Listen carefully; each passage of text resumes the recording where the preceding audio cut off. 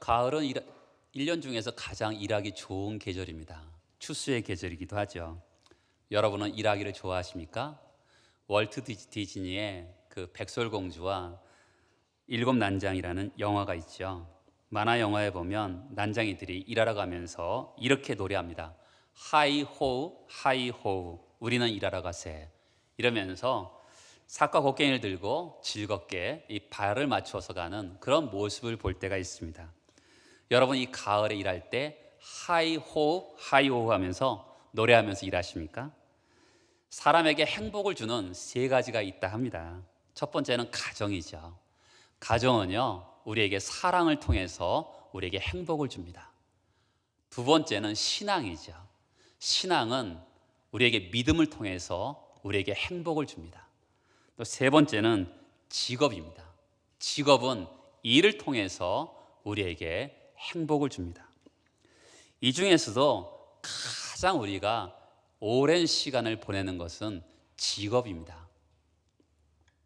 주 5일째 근무를 하고 있는데 최소한 우리는 52시간 이상 전후로 해서 일을 하고 있습니다. 그나마도 이것도 3, 40년 동안 계속적으로 일을 하고 있죠. 그러니까 직장에서 행복하지 않으면 우리는 불행할 수밖에 없는 것이죠. 왜냐하면 많은 시간을 직장에서 일을 하고 있는데 거기서 행복하지 못하면 우리 인생은 불행할 수밖에 없는 것입니다. 근데 많은 사람들이요, 직장에서 생각보다 행복하지 않습니다. 미국의 통계인데요, 미국 노동 인구의 한 25% 정도는 직장에서 만족하지 못한다고 합니다. 직장인 가운데 또한 열의 7, 한 70% 정도는 왜 이 일을 해야 되지? 라는 동기부여가 되지 않는데요. 그리고 직장인 중에 한 43%는 고용주를 보면 막 분노가 치민다고 합니다. 우리나라의 경우에도 만만치 않습니다. 한 70% 정도가 열정이라든지 어떤 기대감을 가지지 않고 직장에 출근을 한다 합니다. 또한 3명 가운데 2명 정도는 내가 지금 하는 일이 나랑 어울리지 않는다고 생각한다고 합니다. 여러분, 남성의 자살률이 어느 요일에 가장 많은 줄 아세요? 월요일 날 저녁에 많다 그래요. 월요일 날 어떤 기대감을 갖고 갔는데 월요일 날 일을 딱 시작했는데 시작하면서 생각처럼 되지 않아서 사람들이, 남자들이 월요일 날 저녁에 자살하는 경우가 생각보다 많다 그럽니다. 여러분, 이런 통계를 보면 우리가 깜짝 놀라죠. 참 요즘은 일자리가 없어서 난리잖아요. 근데 한면에서는 또 일자리를 구했는데 일자리를 구한 사람들이 행복하지 않다는데 문제가 있는 것이죠. 어떤 사람은 일자리가 없어서 고통스럽고 어떤 사람은 일을 얻었는데 거기서 행복하지 않아서 고통스럽고, 참 그런 것이 이 세상에 살아가면서 어려운 이야기 같습니다.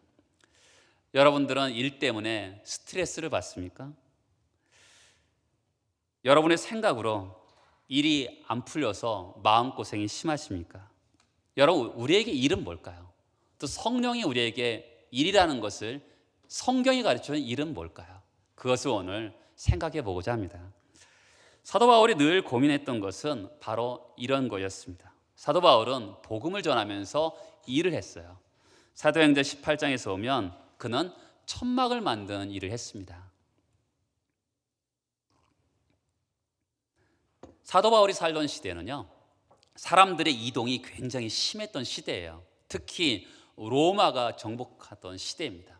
로마는요, 한 나라를 정복하면 그 나라의 민족을 통째로 옮겨버렸어요.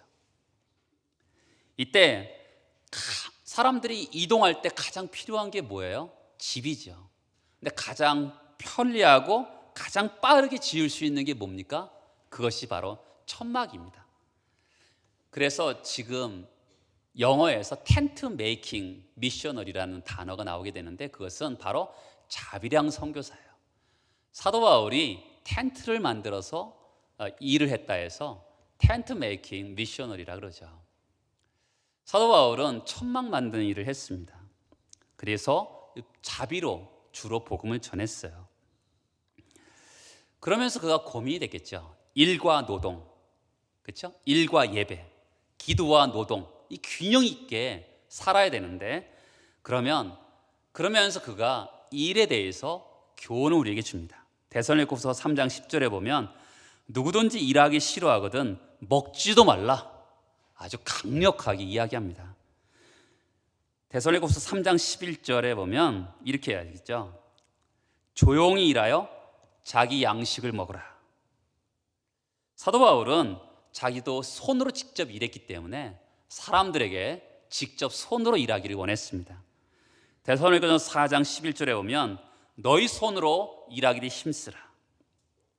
사도 바울의 서신에 보면 반복적으로 손으로 일하라 이렇게 이야기하고 있습니다. 그러나 손으로만 일합니까? 마음으로도 일을 합니다.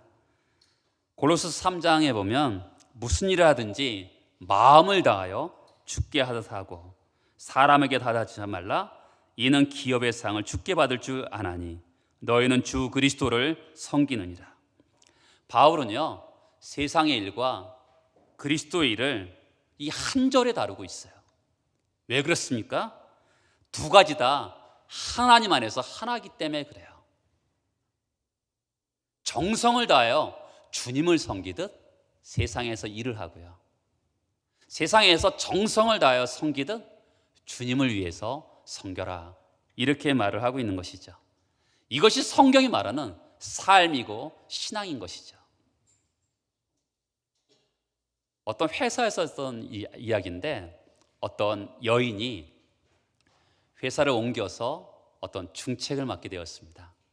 근데 이 여인이 오자마자 큰 실수를 해서 회사에 손해를 주게 됐어요. 그만두게 생겼어요. 그런데 그 여자분의 상사가 자기가 그 책임을 다 떠맡았습니다. 그리고 자기가 대신 벌을 받았어요. 너무 이상하잖아요.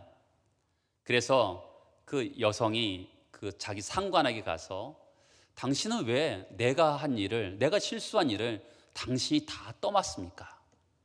이랬더니 이분이 하신 말씀이 이렇습니다. 예수께서 내 허물을 다 뒤집어 쓰셨습니다. 그렇기 때문에 나는 당신이 실수한 것을 내가 대신 다 짊어지는 것입니다.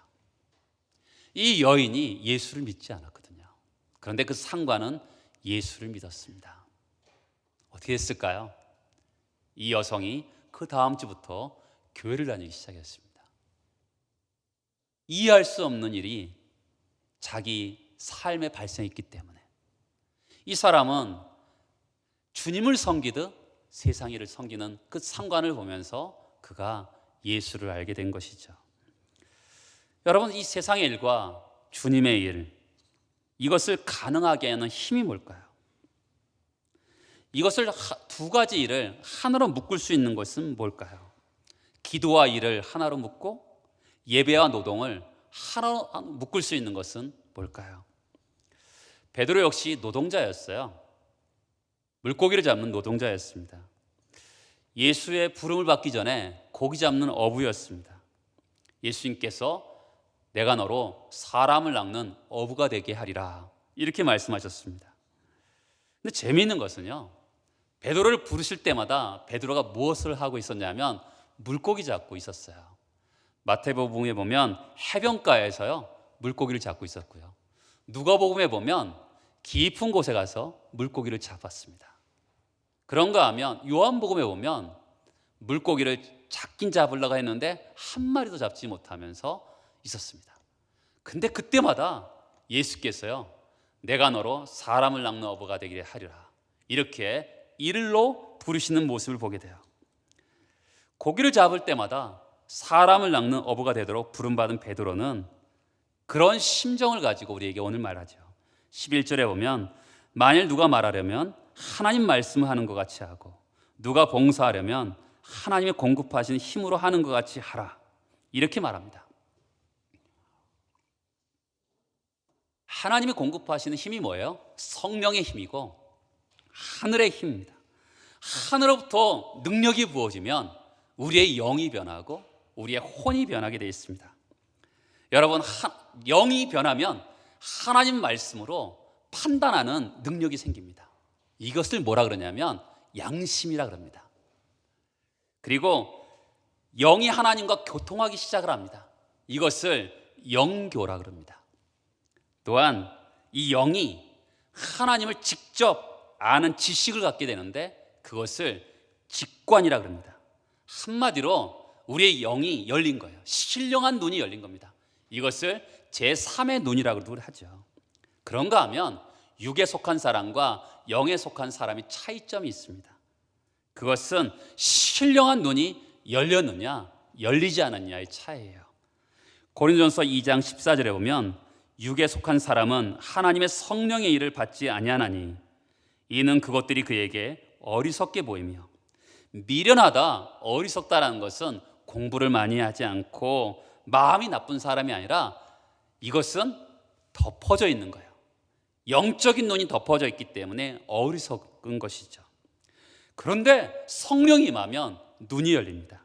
이것을 성경은 계시의 영이라 그러죠. 에베소 1장 17절에 보면 지혜와 계시의 영을 너에게 주사 하나님을 알게 하신다고 합니다. 이 계시는요, 덮개를 벗겨주는 거예요. 그동안 눈을 막고 있었거든요. 영적으로 비늘이 덮여져 있었던 것이죠. 그런데 하나님의 성령이 임하니까 이 덮개가 벗겨집니다. 계시의 영은 그래서 하나님을 제대로 볼 수 있는 눈을 열어준 것이죠. 계시의 영은 우리에게 두 가지를 열어줍니다. 위로는 하나님을 알게 되고요, 그리고 아래로는 세상을 보는 눈이 열리게 됩니다. 여러분, 우리의 영이 열리면 어떨까요? 하나님을 사모하게 됩니다. 하나님을 예배하게 됩니다. 그런가 하면 우리의 혼이 열리면 어떻게 될까요? 세상을 바라보는 눈이 달라지는 것이죠. 에베소서 1장 17절에 보면 지혜와 계시의 영을 너에게 주사 부르심의 소망이 무엇이며 성도 안에서 그 기업의 영광의 풍성이 무엇이며. 여러분, 우리 눈이 열렸어요. 영적인 눈이 열리니까 어떻게 되냐면 우리의 혼도 열립니다. 세상에서 우리가 부르심의 소망이 무엇이며, 하나님이 나를 이 땅에 불러주신 이유가 뭔지, 내가 이 세상에서 왜 살아야 되는지를 알게 된다는 것이죠. 또한 이것을 기업이라고 했습니다. 기업은 하나님이 우리에게 주신 선물이에요. 우리 몸도 하나님이 주신 선물이고요, 기업이고, 우리의 가정도 하나님이 주신 기업이고요, 우리가 주신 하나님 물질도 하나님이 주신 기업입니다. 성령이 임하시면 세상에서 하나님이 나에게 주신 것이 보이기 시작하는 것이죠. 기업은 하나님이 거저 주신 선물입니다. 이 기업을 받은 것이 눈으로 보이는 거예요. 하늘이 보이고 이 세상이 보이는 것이죠. 내가 이 세상에 왜 살고 있는지, 그리고 하나님이 주신 나에게 주신 선물이 무엇인지 보이기 시작합니다. 그리고 그 기업을 위해서 하나님이 어떻게 역사하시는지 보이게 됩니다.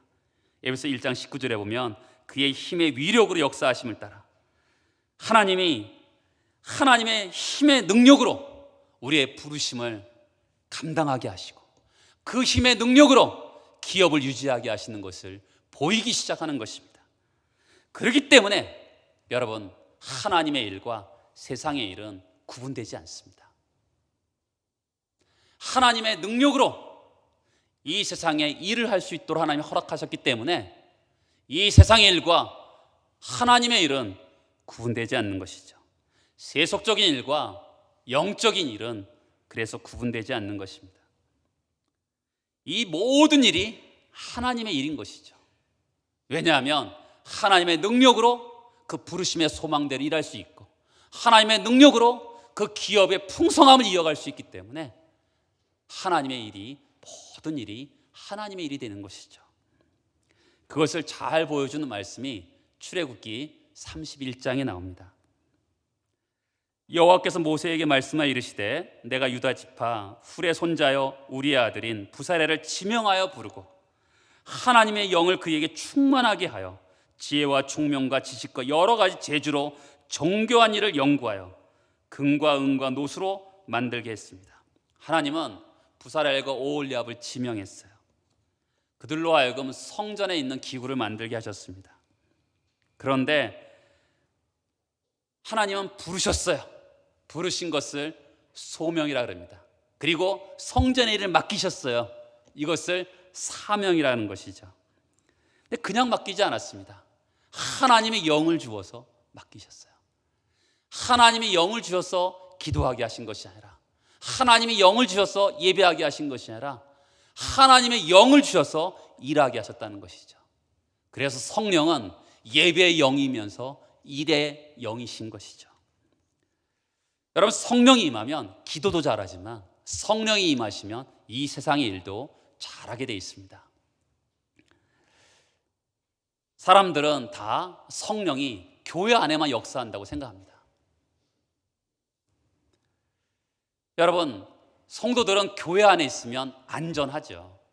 그러나 하나님께서는 우리를 이 세상에 안전하도록 부르신 것이 아니라 이 세상에 나가서 이 세상을 변화시키도록 우리를 부르셨다는 것을 꼭 기억하시기 바랍니다.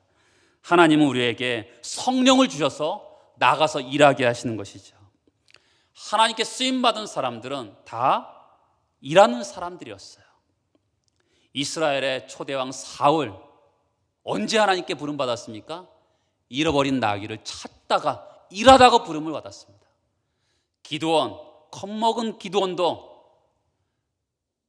타작마당에서 밀을 타작하다가 그가 하나님의 부름을 받았습니다. 다윗이요, 사무엘이 기름 부으러 왔을 때 어디 있었습니까? 양떼를 치고 있을 때 하나님의 부름을 받았습니다. 베드로와 요한 언제 부름을 받았습니까? 물고기를 잡고 있을 때 부름을 받았습니다. 마태요, 세리마태, 세관에서 일을 할 때 부름을 받았습니다. 성경은요, 한 번도 노는 사람을 부른 적이 없어요. 엘리사를 부를 때 그는 12결의를 통해서 농사를 짓고 있을 때 엘리야를 통해서 부름을 받잖아요. 하나님은 항상 일하는 사람을 부르셨어요. 일하는 사람들에게 성령을 부어서 더 크게 일하게 하신 것을 볼 수가 있는 것이죠. 우리는 세상의 일과 하나님의 일, 세속적인 일과 영적인 일을 나누는 경향이 있는데, 성경 우리에게 말씀하는 것은 모든 것이 하나님의 일이라고 우리에게 말씀하고 있는 것이죠. 한 성령이 주관하셔서 하나님의 능력으로 하나님의 일을 하게 하신다는 것이죠. 여러분, 성령이 우리 안에 일하도록 역사하는 힘이 뭘까요? 그것은 기도입니다. 7절을 볼까요? 너희는 정신을 차리고 근신하여 기도하라. 여러분, 우리는 보통 기도하면 일을 못하고 일을 하면 기도를 못한다, 이런 생각이 있습니다. 그런데 성령께서 어떻게 해요? 일과 기도를 다 가능하게 하신다고 성경은 우리에게 말씀하고 있는 것이죠. 일하면서 기도하고 기도하면서 일하고, 이 일을 가능했던 사람은 6세기 때 성 베네딕트 수도사였습니다. 성 베네딕트 수도사 이전에는요, 사람들은 수도원에서 기도만 했어요. 그리고 성 베네딕트 수도사 이전에는 사람들이 이주를 하면서 수도원에서 기도만 했습니다. 그런데 성 베네딕트 사람이 등장하면서부터는 한 곳에 정착해야만 했어요. 수도사가 되기 위해서는 이들이 정주 서약을 했어요. 뭐냐면 한 곳에 정착하겠습니다라는 서약을 했습니다. 그 다음에 이들이 정착한 다음에 두 가지를 했어요. 기도하고 일하고, 일하고 기도하고 했습니다. 평균 하루 8시간 자고 먹고 했고요, 8시간 기도하고 8시간 노동을 했어요. 육체적인 노동은 굉장히 이 베네딕트 수도원에서는 굉장히 중요했습니다.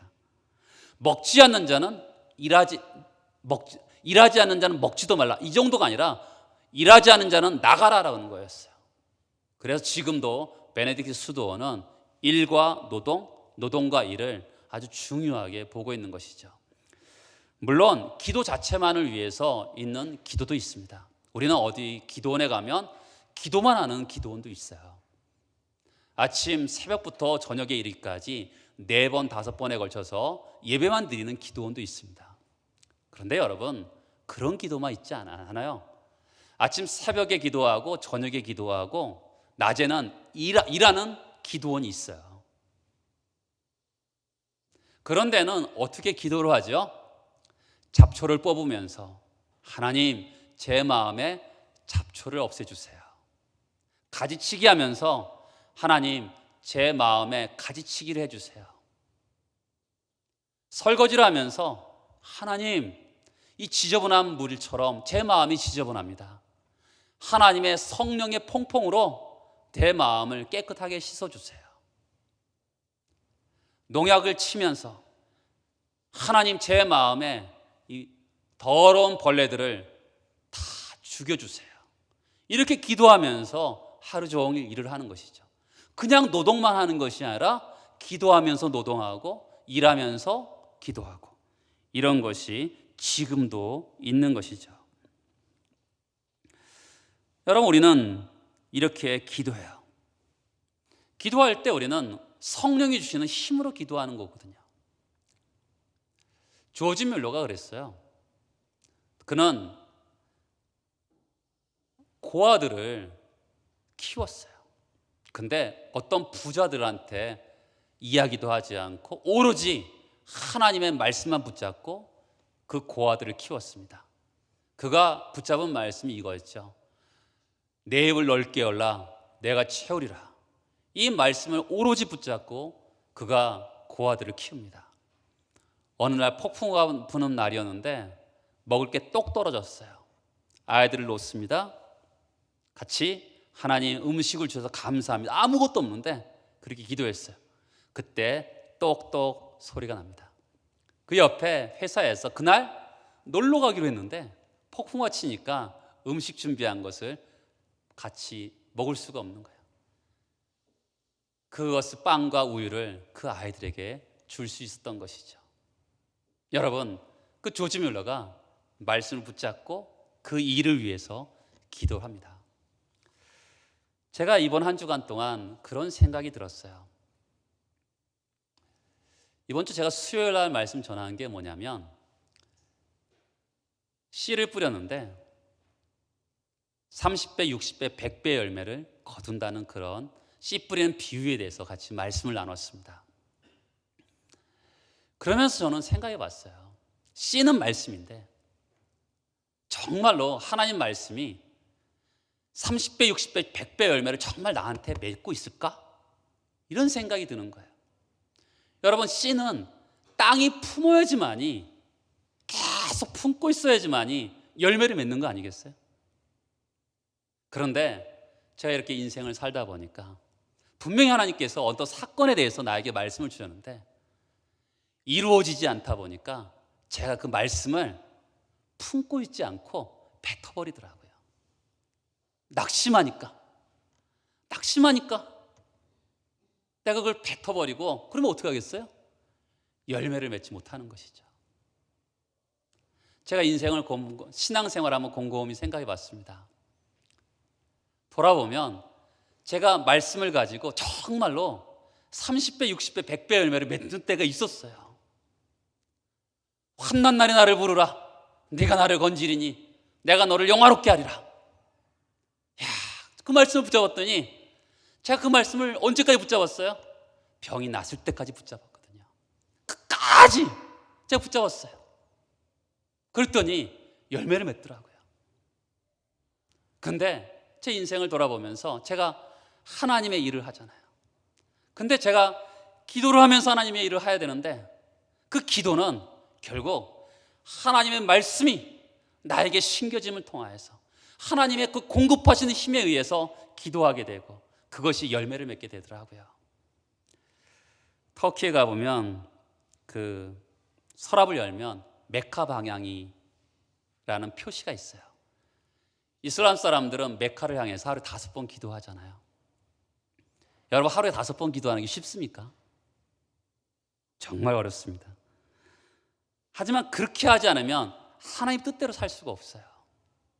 그렇죠? 순간순간 사는 거죠. 저는 기독교인들은 직선의 인생이 아니라 곡선의 인생을 산다고 생각해요. 제가 어떤 사람을 만나요? 제가 그 사람과 직선으로 만나는 게 아니라 하나님을 보면서 그 사람을 만나는 거죠. 이해되십니까? 곡선을 향해서 그 사람을 만나는 거예요. 내가 일을 합니다. 내가 일을 하는 것이 아니라 하나님이 나에게 주신 일을 그 일을 하는 거죠. 항상 곡선으로 우리가 만나는 거예요. 여러분, 우리가 일을 하죠. 근데 기도하면서 하죠. 그분을 의지하면서 일을 하는 것이죠. 필립 얀스라는 사람이 기도라는 책을 썼는데 어느 가정에 아빠가 있었어요. 이 사람이 어느 날 쉬는 날 돌계단을 만들었다 생각했어요. 근데 이렇게 무거운 돌을 들여서 이렇게 계단을 만들고 있는데 6살 난 딸이 아빠 나도 도와줄게 그러는 거예요. 얼마나 위험한 일이겠어요. 안 돼, 너 하면 다칠 수 있어. 애가 울라 그래요. 그러면 네가 아빠가 돌을 들 때 그 돌 밑에 손 한번 올려줄래? 내 아빠가 삽을 풀 때 너 삽에다가 손만 대. 그리고 일을 합니다. 도와줬을까요? 그렇긴 했지만 흙도 뿌리고 아빠한테 돌도 던지고 아빠 일에 대려 방해가 됐어요. 저녁을 먹을 때 엄마한테 이렇게 말하는 거죠. 엄마, 아빠랑 같이 나 돌계단 만들었어. 아빠 그치? 아빠가 어떻게 대답했을까요? 사실 방해가 되고 사실 도움도 되지 않았지만 그 딸이 그치 그러니까 그래 정말 네가 나한테 도움이 됐어. 옆에 있는 것도 고맙고 감사했던 것 같아요. 마찬가지죠. 여러분, 하나님은 우리에게 일을 맡기시는데 여러분, 하나님의 일이 뭘까요? 하나님은 창조는요 오로지 하나님 혼자 다 하셨어요. 근데 이 세상의 구원, 이 세상의 모든 일은요 하나님이 우리랑 같이 하자 그러세요. 그게 성경이 우리에게 말하는 거거든요. 근데 하나님이 우리에게 그 일을 위해서 기도하게 하시죠. 일을 지키시면서 기도하게 하시잖아요. 그러면서 어떻게 하세요? 일을 하면서 기도하는데 하나님이 다 이루신 다음에 나는 하는 일이 돌계단 만들 때 돌을 하나님 손에 나는 손만 댄 거고 삽을 팔 때 그 삽에 손 정도 된 건데 하나님이 네가 한 거야. 이렇게 말씀하시는 그 하나님 만나게 되는 것이죠. 기도는 하나님과 거룩한 동역이죠. 사실 우리가 하나님 뭘 일을 하실 때요 우리에게 꼭 기도하게 하세요.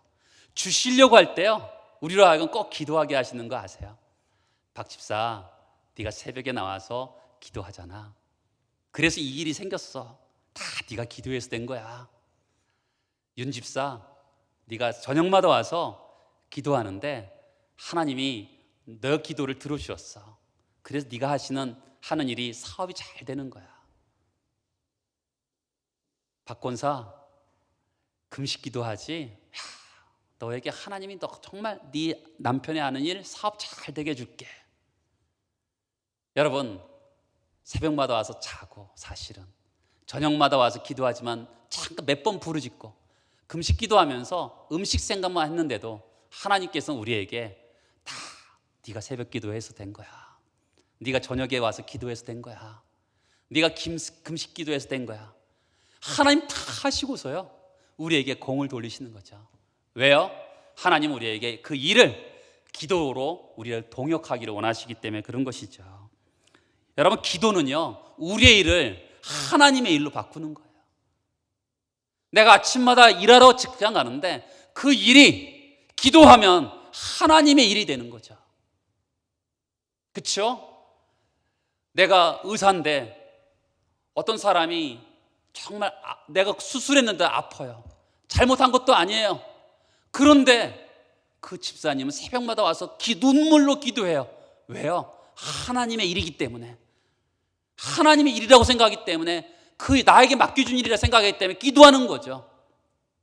성령이 임하면 사랑하게 됩니다. 8절에 보면 무엇보다 뜨겁게 사랑할지니 사랑은 허다한 죄를 덮는다고 해요. 여러분, 사랑 뜨겁게, 이것은요 스프링을 막 느려뜨릴 만큼 사랑하라는 거예요. 여러분, 우리가 그렇게 할 수 있겠어요? 왜 그렇게 해야 되죠? 여러분, 왜 사랑을 막 힘있게 뜨겁게 해야 되죠? 왜 그렇게 되죠? 여러분, 사랑은 불교도 있고요, 이슬람교도 있고요, 원불교도 사랑이 있어요. 근데 기독교의 뿌리, 근거는 뭐가 있을까요? 왜 사랑을 뜨겁게 해야 되죠? 왜 힘있게 노력하면서 사람을 사랑해야 되죠? 사랑하고 싶지 않은 사람도 있잖아요. 그렇죠? 미운 사람도 있잖아요. 그 사람을 어떻게 뜨겁게 내 힘을 다해서 사랑할 수 있을까요? 그 근거는 이거죠. 8절에 보면 사랑은 허다한 죄를 어떻게 해요? 덮는다는 것이죠.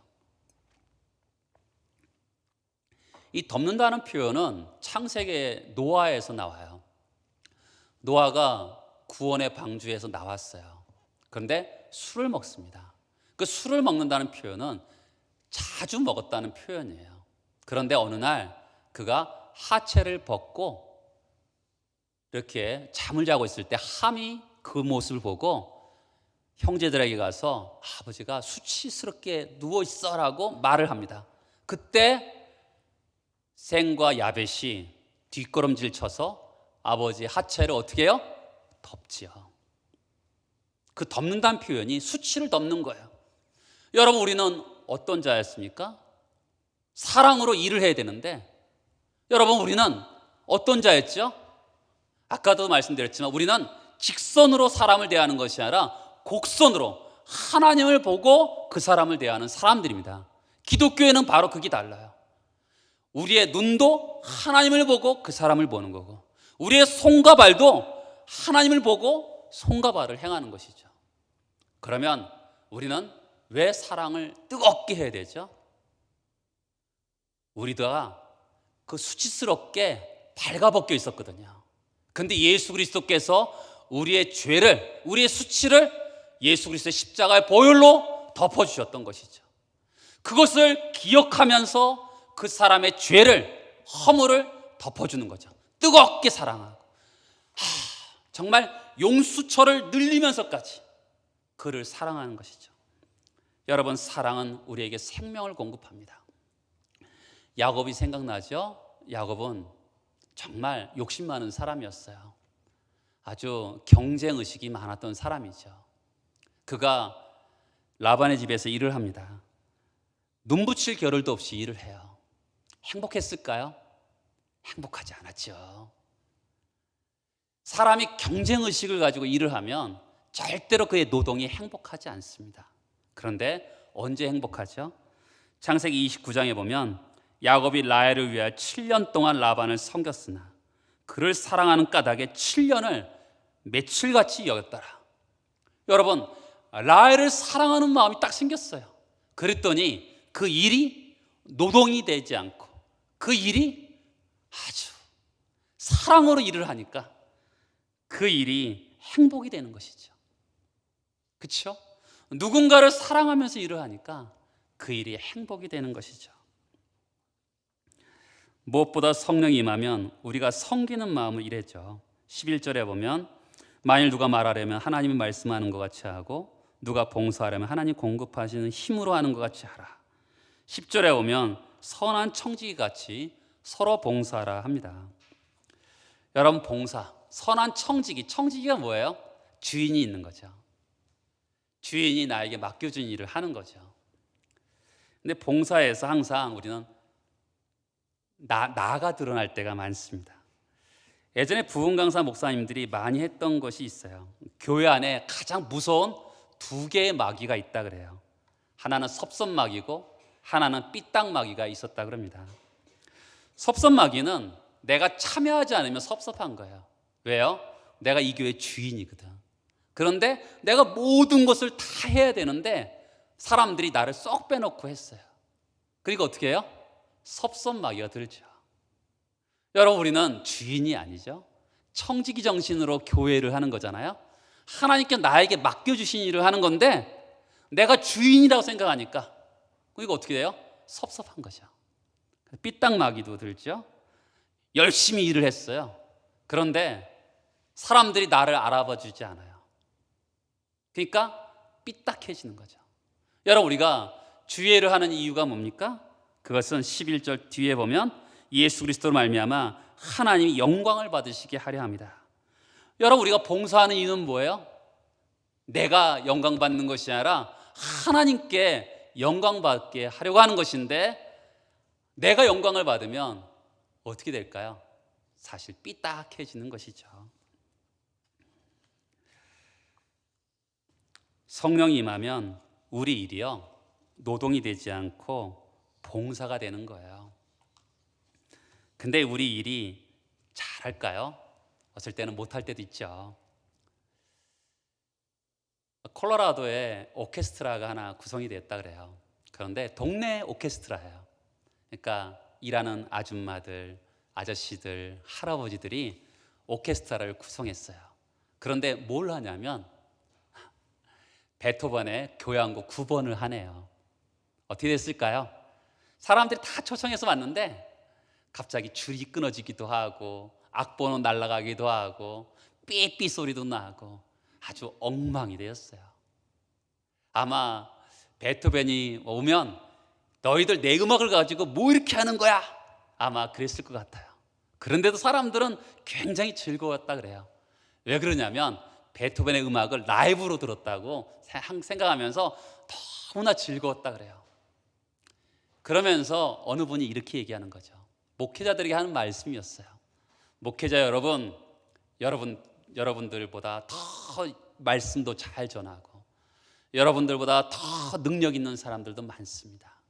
그러나 여러분이 지금 콜로라도의 오케스트라처럼 부족하고 연약하지만 베토벤이 등장하면 내 음악을 가지고 뭐 하는 거야? 이렇게 말할 것 같지만, 그렇지만 여러분을 통해서 하나님의 음악이 여러분들 통해서 전달이 되는 것입니다. 불편하고 부족하지만 여러분을 힘내십시오.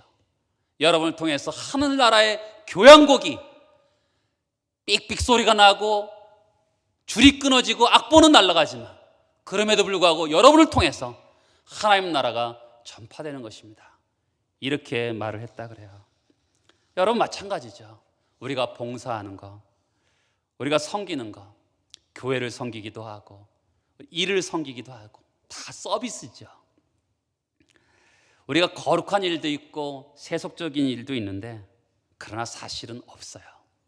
거룩하다고 생각하는 의식이 있고 세속적이다고 생각하는 의식만 있을 뿐입니다. 범죄가 아닌 이상요, 모든 일이 하나님의 일이에요. 마르틴 루터가 이렇게 얘기했죠.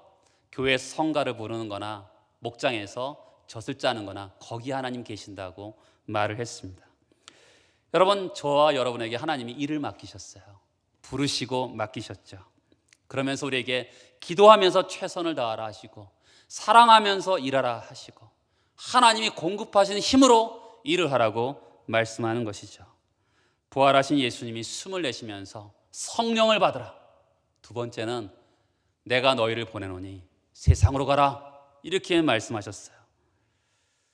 여러분, 우리는 지금 주님의 명령을 받습니다. 성령을 받으라. 그리고 세상으로 너희를 보낸다. 이 두 마디를 꼭 기억하셔야 돼요. 성령을 받은 사람은 일하러 가게 되어 있습니다. 우리는 거기서 어떻게 살아가야 될까요? 하나님이 주신 부르심에 받들어서 맡기신 일을 최선을 다하면서 살아가야 되는 것이죠. 이 가을에 여러분들이 성령을 받음을 통해서 하나님 맡기신 일에 충성을 다하는 여러분 되시길 축복합니다. 기도하시겠습니다.